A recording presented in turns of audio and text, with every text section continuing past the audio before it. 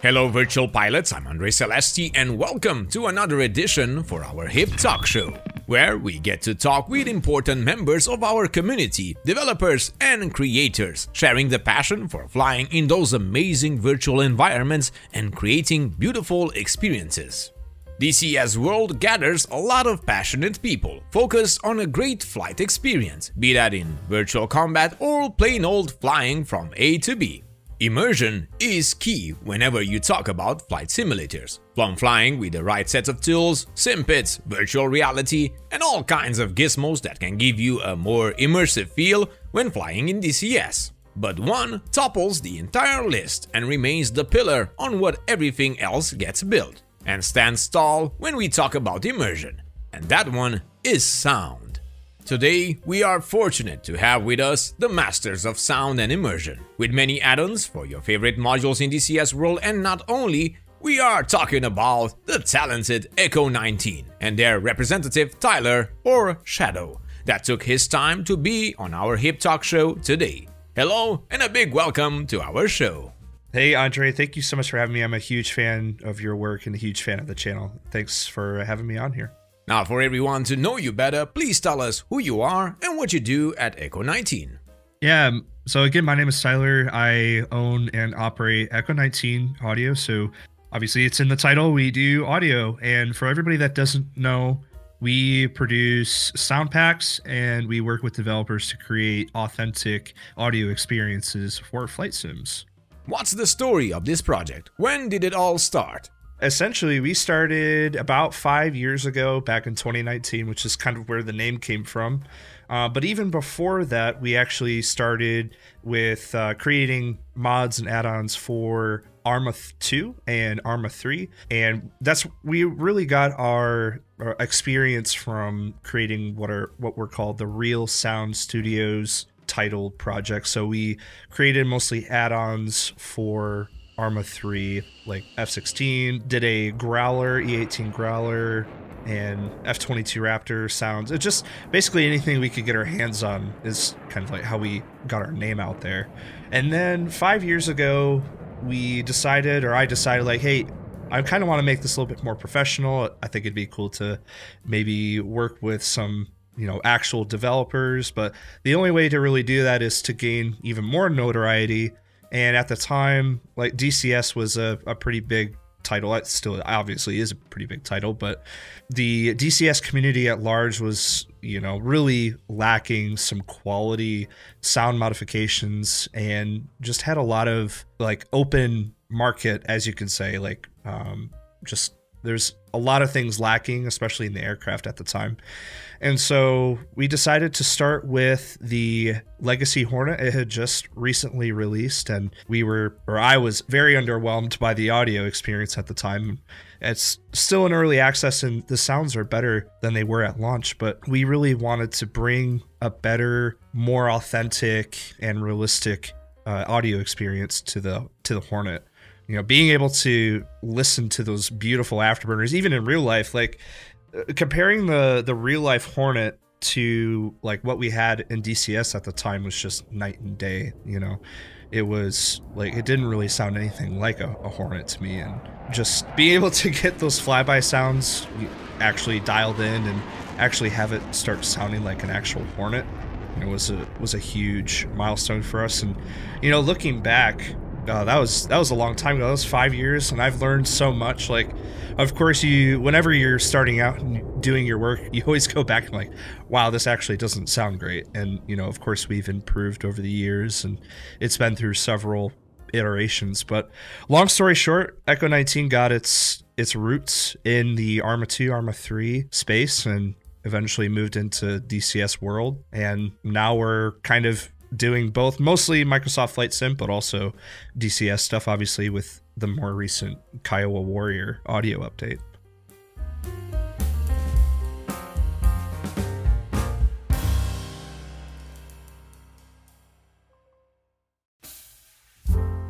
Yeah, and we kept track on your progress, seeing that Echo 19 has come a long way. We were quite impressed when we found you a few years ago. About DCS itself, part of the experience users like me enjoy a lot is the joy to hear those engines roar, knowing you started that machine and you manage those engines. Call it what you want, is it a game or a sim, but for me it's an experience. And with the Hornet, I don't remember the sounds how they were back when it was launched, but one thing is definitely true: DCS grew and continues to grow.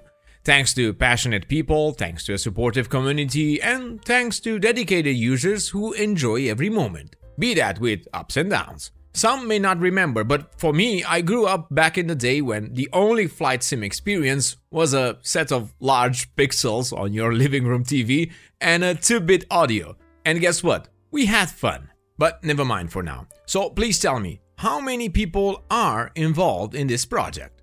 Really, we have just me on staff. Like, technically speaking, we have a lot of other volunteers that help out with the testing side of things. We have, I think, over a dozen people, so over 12 people just helping test the sounds, making sure that they, I'm not just full of myself, and, that's a big part of what we do is involving the community. And so a lot of the guys and gals, I think there's a couple ladies in here, but some of the people here are so passionate, and we try to engage the community. So what I was going to say is the test pilots, is what we call them in our Discord, all come from the DCS community as well as the Microsoft Flight Sim community, but all kind of started with DCS, where I'm like, we want to involve the community as much as possible because, yeah, I'm passionate about these planes, but there are so many other people that are also passionate, and I don't want to hog the experience to myself. I couldn't do it alone, and I started doing these things alone, and it was cool.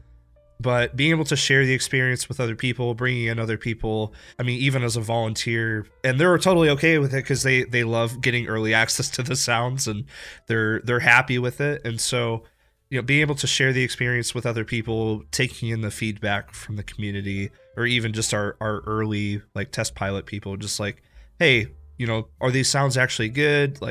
If it's not great, or if there's something inaccurate, give me some references and point out specifics. So I really heavily rely on our test pilot team to help ensure that, things leave the hangar, so to speak, in a polished state. And it's kind of hard to do, especially with some DCS stuff like the Kiowa, just the way that everything is kind of locked down, because the development process is a little bit different for an aircraft module that's been released, and you want to do an audio update to it. But, for a lot of pre-release stuff, it's a little bit easier. Again, a lot of the team is just super happy to be here. And we do have, like I said, over 12 people actively helping out. And then we're looking to bring on somebody to help manage our social media. So we're growing. We're getting to the point where I'm I can't do all this work by myself. And in order to grow a company, you have to be able to expand. So I'm really grateful, really thankful. We have some people that are going to be coming on to help me actually do more of the sounds. And we have some other people coming on to do social media, like I said, so that'll be great. And that'll really help me focus on doing what I love, which is going out, recording the sounds, and having a lot of say into how things are actually developed, with the actual aircraft in mind. So yeah, that's what we've got so far.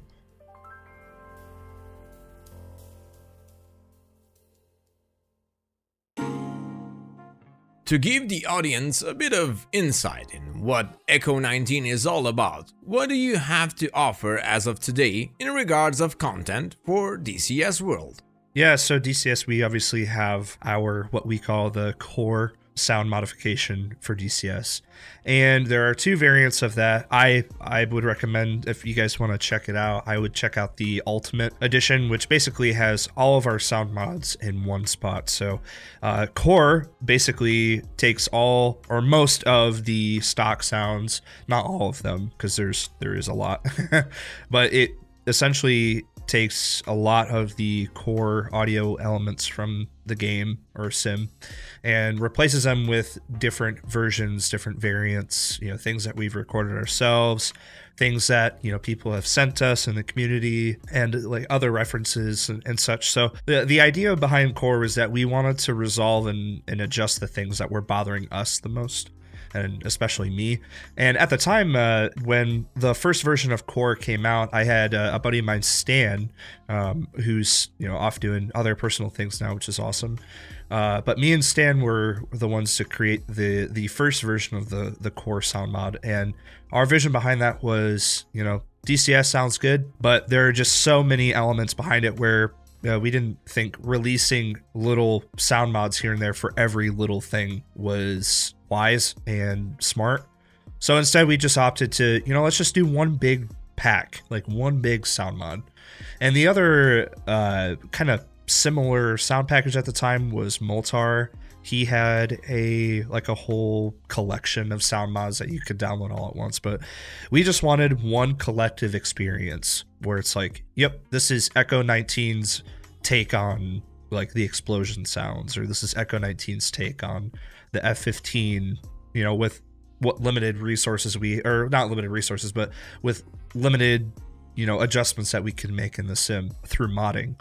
And so the core sound experience is what we really became known for, as well as the Legacy Hornet, which is to this date still our most popular sound add-on based off downloads. So we have the Core Ultimate, which really takes all of like Core and the F-18 Legacy Hornet sound mod, as well as the F-16, P-51, Spitfire. I think there's a couple others. The Tomcat is still broken, so it's not available for download right now.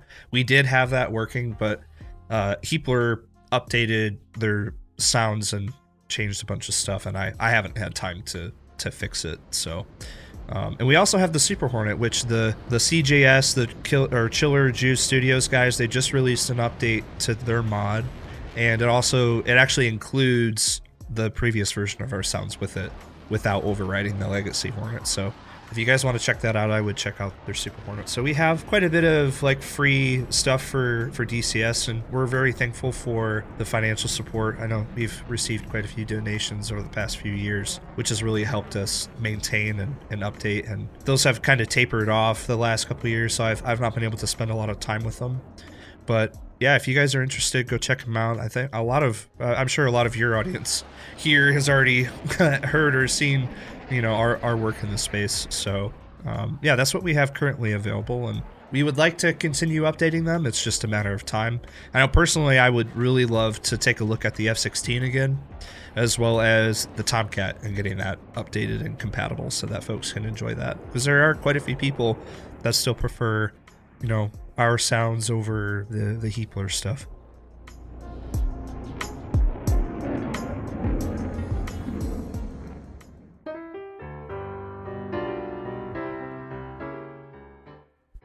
What's the process when you work on an airplane? Do you use real-life sources for engines, switches, and other devices? Yeah, absolutely. So, I mean, it's not always possible just based off of like whatever aircraft we're recording or whatever aircraft we're working on. So, for example, the Kiowa, I went up and recorded an actual Bell 407, which is very, very close. It's basically the same airframe, same engine, rotors. There's just a few like mechanical differences, and obviously one carries weapons and one doesn't. But we actually went up and recorded our own sounds for the Kiowa using the 407. We went up in a flight, and the pilot flew us around a little bit, and they did a full engine run for us on the ground, did a full sweep of rotor sounds that it would make, and really captured everything from startup to shutdown, captured, updated switch flips, breakers. Yeah, whenever possible, we absolutely go out, record. I much rather prefer that than working with somebody else's recordings, just because it adds a layer of consistency for us. So whenever possible, and it's not always possible due to like expenses and actual wherever the aircraft is actually located, because I'm based here in the States, and if there's an aircraft over across the pond where you guys are, it's a little bit more challenging. But see, that's the fun part about having such a passionate community is I work with some people on our test pilot crew who are really close and familiar with a lot of the aircraft, like in the UK and the EU.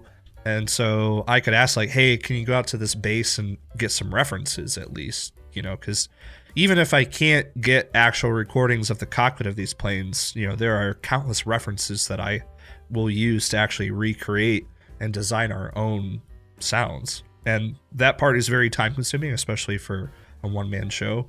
And being a sound designer is very meticulous. It's very, very time consuming, but very rewarding. And that's a part of my career I never really thought I'd really get into, is actually designing my own sounds. And I'm still kind of new to it. I haven't been doing it super long, like designing our own stuff, because more and more we're getting into airplanes where I'm like, man, I can't access this plane. It either no longer flies or it's in a really hard to access location. But, you know, there are references and I can pull from that and actually create my own stuff. And so, yeah, whenever possible, we try to record our own sources. It sounds to me like what we refer in the entertainment sector work with the right people. People that share the same passion as you. And thus, results will come, quality will come, and success is guaranteed. Absolutely. Yeah, I commonly refer to as the aviation community at large is like one big family. You know, of course, you got your oddballs, like your awkward uncles that you don't really want to talk to. No, but for the most part, you know, people are really passionate. Like you said, you know, passion brings the community together, and that is, you know, something that I love about what I do with Echo 19, is being able to just, you know, really drive home the passion. And whenever I do get to go out and, you know, for example, I just went out and recorded Spartan Executive, which is an old single radial engine GA aircraft. And I'm going out this next week, again, Wednesday, to record a Comanche 400, which is another small GA plane. But every time that I get the opportunity to go record, yeah, these different aircraft, like, everybody's super friendly. They're happy to help. And, you know, again, it's just like, I have a smile on my face the whole time. Especially, you know, we were around at like a C-17 last year for Microsoft Flight Simulator, and, you know, I couldn't stop smiling. And, you know, the Air Force crew was so helpful, and they were just happy to be there, happy to help, because the really cool part is that so many people get to hear our work. They get to see the work that we do with other developers who partner with us. And, you know, we all get to enjoy the experience one way or another. I get to enjoy the experience when I'm creating the sounds, and you guys get to enjoy them when they're in their finished state, and we all get to have fun in the end. And that's what it's all about.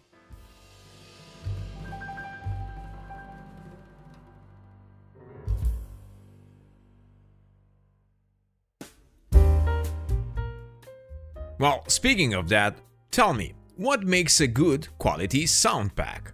So I go for authenticity. I really think that the small details are what really sell for me.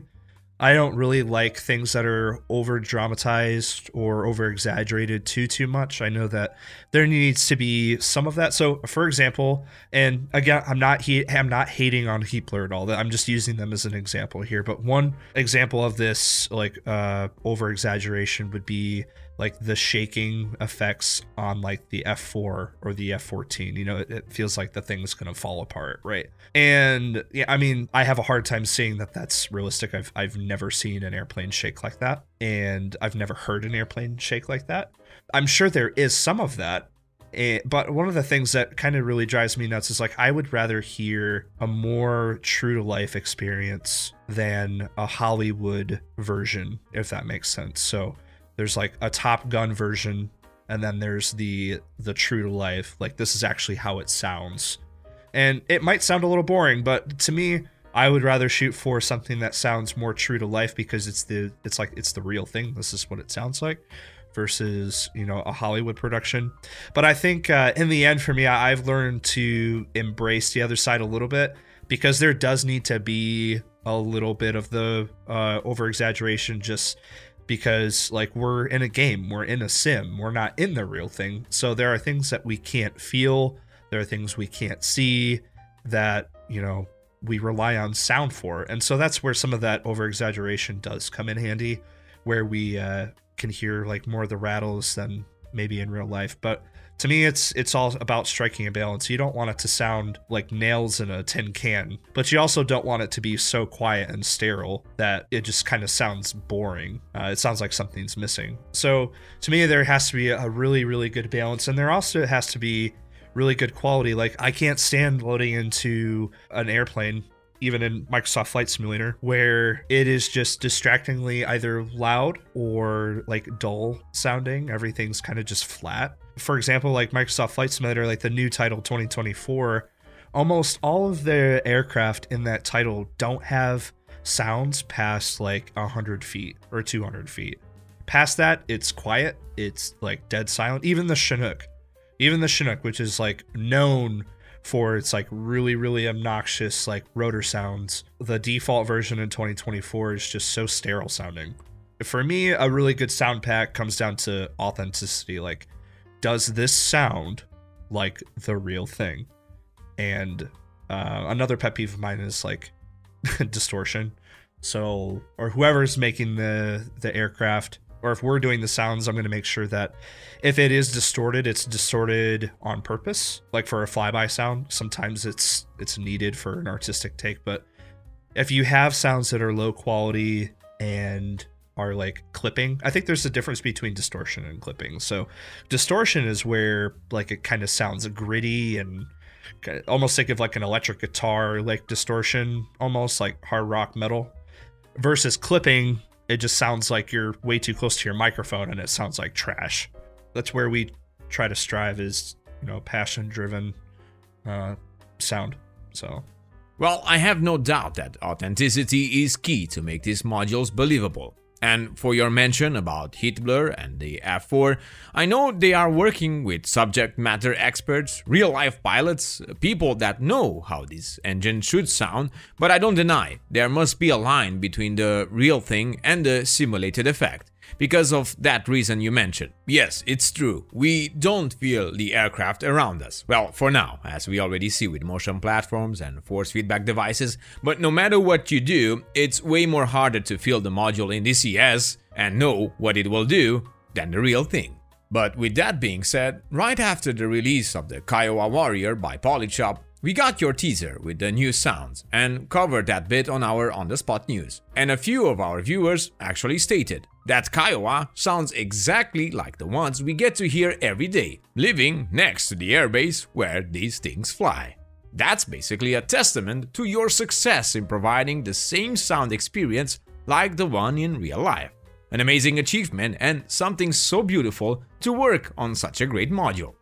Yeah, absolutely. And, you know, a huge shout out to Polychop, because, you know, they're the ones that listen to the community. They said, hey, you know, we want to work on this. And I think it's super cool that they reached out, or Sven, their CEO, he reached out to me and he's like, hey, we can't think of anybody better to work with than you. We love what you do. We've seen like your favorite in the community.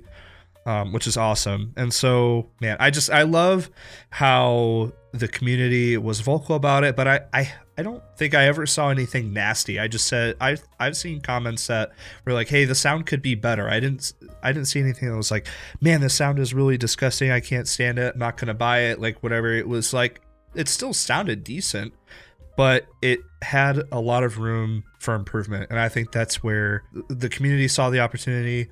And then Polychop saw the opportunity. And so working with them, it was really cool. It was like the day after the module release, literally the day after the module release. So like, hey, we're seeing this like influx of feedback about sounds, you know, let's discuss what this looks like. And, you know, we end up getting signed on like the same day, which is awesome. But working with them was a breeze. I mean, the development team, I worked with Kinku. He did a lot of the program, or actually pretty much all of the programming. So I'm not really a programmer. I am a recordist and a sound designer. I will never pretend I know how to code. All of the people that I've worked with, you know, now and in the future, maybe I'll learn some more programming. I know a little bit, just enough to make me dangerous is how I explain it to our clients. But I heavily rely on the programmers to help get the sounds actually playing the way that we want, and then I provide, you know, all of the we'll call it like a subject matter expert, right? So I provide the sounds, I provide, you know, some of the details on how it should be played, when it should be played, and then we work together, you know, once the sound is playing, to fine tune it and we just go from there, and it's constant iteration. And so the development team, the guys at Polychop, were super responsive, very, very kind and helpful through the process, and just made it such a breeze.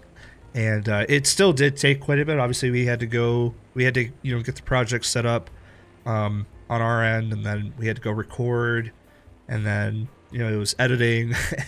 Like that whole process, it does take quite a bit of time.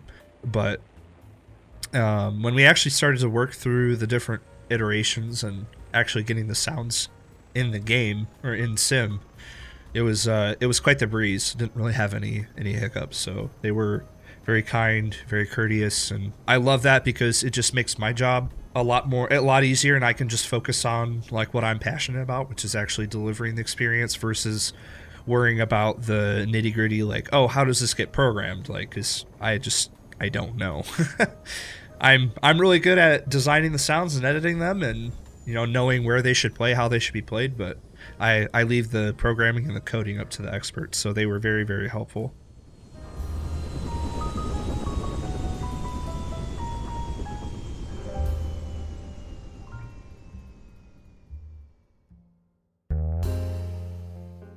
We know that all of your sound add-ons are free, and anyone can take advantage of these impressive audio packages without being charged. But how do you stay profitable?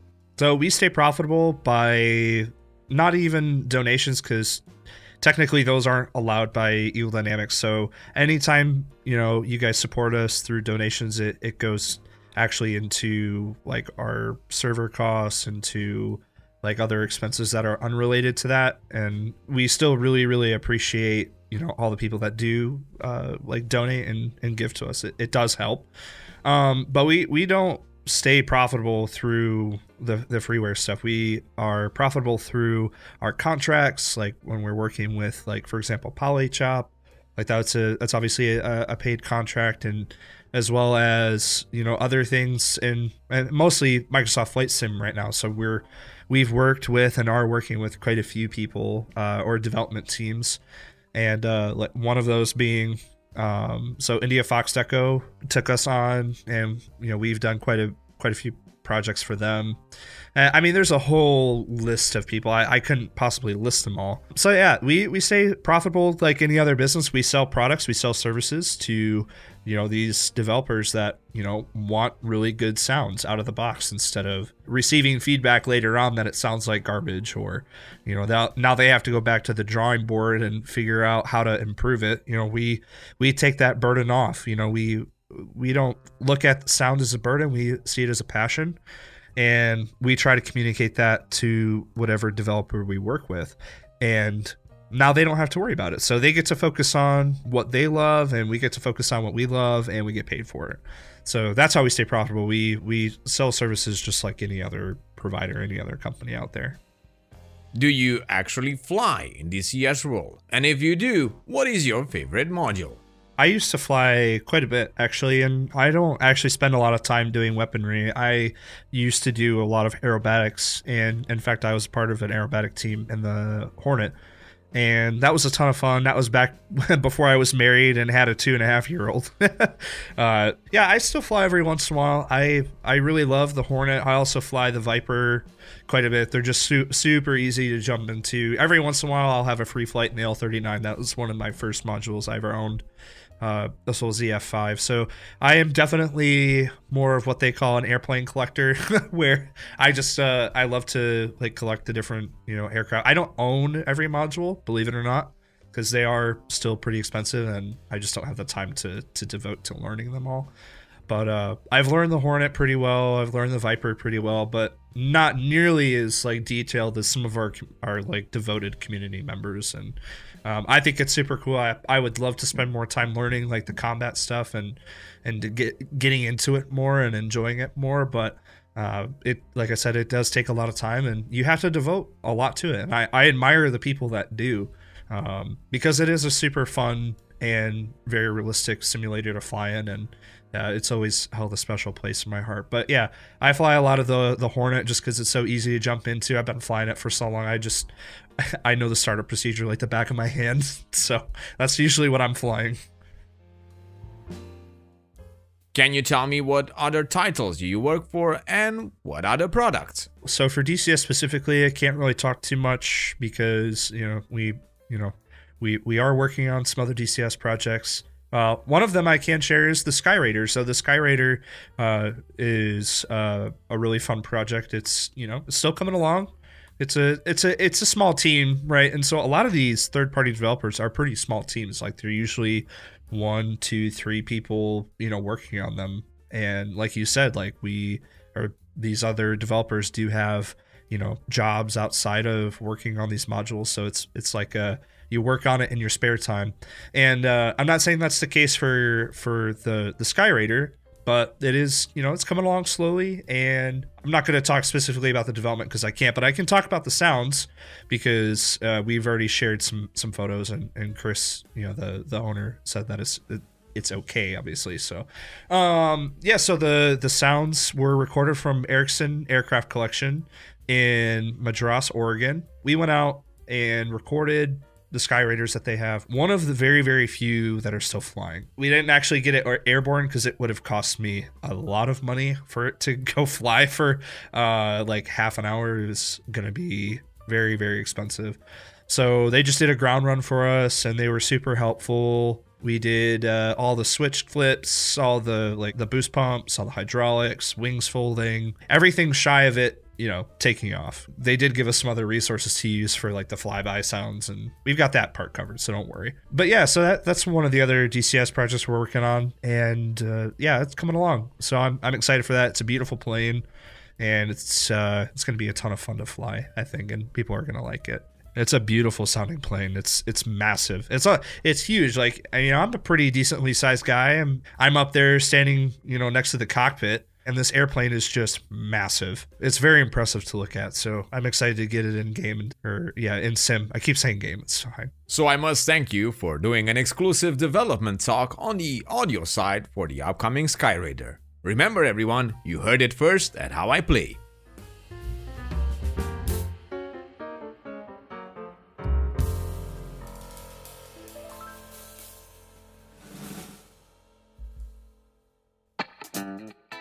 But aside from DCS, please tell me, anything special in Microsoft Flight Simulator? Yeah, so we ended up releasing our first standalone project for Microsoft Flight Simulator. Like we've done projects and packages, obviously, and we will continue to do those for other third-party developers, but we actually released our own standalone package for Microsoft Flight Simulator 2020, and we're working on an update for the 2024 version. But it essentially is a package for the free Super Hornet that anybody can get with the standard version of Flight Sim. And they can apply our sound package to it, and it makes it sound like a completely new aircraft. Like, we've worked with the Super Hornet demonstration team when they were in town at our air show. We were able to record, sounds of the cockpit through, other microphones, and they even gave us like exclusive GoPro footage, and it was just absolutely crazy. So really cool working with those guys. And then we worked with a couple of the maintainers on the Legacy Hornet, and just to make sure that everything was tip top and like super high quality. So we also spent a ton of time really dialing in the flyby sounds, because those are an increased demand for Microsoft Flight Sim, especially after we came onto the scene and started introducing people to the fact that it's possible. And so the flyby effects are really something quite special, because they are driven off of speed, power, afterburner, and even altitude. And so all of those variables go into what approach sound you're going to hear. It goes into what flyby sound you're going to hear based on how fast you're going. And it's just, man, it's one of my favorite projects. So that's why I wanted to kind of highlight it. It took a lot of time. I feel like it's been a project that's been on for a number of years now, because it has just taken us so long to gather all those sounds. And to finally have it released is really cool, and the community's been very supportive of it. So it's been a lot of fun. So I hope people go check it out, go watch a video of it, or even go pick it up. It would mean a lot. And now, close to the end, please tell me, what is the future of Echo 19? Any targets for the team looking forward? Yeah, we'd really like to grow our footprint in, Microsoft Flight Sim, also DCS, even though it's a little bit more tricky to develop for. And, things tend to take a little bit longer on the DCS side, which is fine. But for Microsoft Flight Sim, yeah, we'd like to continue expanding our footprint there and doing more and more projects. And, we are taking on more projects, and more clients every month, I feel like. I just brought on, I can't disclose who yet, but we brought on two more clients just a couple weeks ago. And before that, brought in 2 more. So I feel like we keep growing, which is awesome. So we'd like to continue expanding our footprint, but also start growing into other titles as well. And this is where we're trying to figure out, do we want to stick with aviation and continue building our name within the aviation community? So maybe we work on X-Plane, maybe we work in War Thunder for some mods there. Or even work with the team, try to get in contact with them, or do we switch up titles? Do we start to go after different markets like racing, or do we go with shooters? Because I'm a huge FPS fan. I love first-person shooters. I also really like racing, but aviation is still my #1 passion. So whatever we end up going with next, it's going to be out of a place of passion and community involvement. It's like, how is this needed? Like, where are we needed next is basically how I want to approach our next move into whatever title we go after next. Well, it has been amazing to finally speak to you and get to know the story of Echo 19. On behalf of me and my team here, we thank you for your passion, dedication to bring quality content in our favorite flight sims. Well, yeah, thank you so much, Andre. I really loved being here and talking to you. Just really explaining our passion, what we love to do, how we do it, and give you a little glimpse into our lives as sound designers. So again, thank you so much for having me, and thank you again for supporting us, and thank you as well to your community and the community here to help us keep motivated and to help us keep pressing forward. And so this was our interview with Echo 19 and their amazing work for DCS World. As always, important links and websites are included in the video description. Exclusive content like this is first available for our Patreon members, but always gets released to everyone in a short amount of time. If you want to join the discussion around DCS World and not only, contact us on our official webpage and check the rules and requirements for participating in the HIP Talk Show. As always, thank you all for watching. I am Andreiceleste, reminding you to fly safe, and I'll see you next time.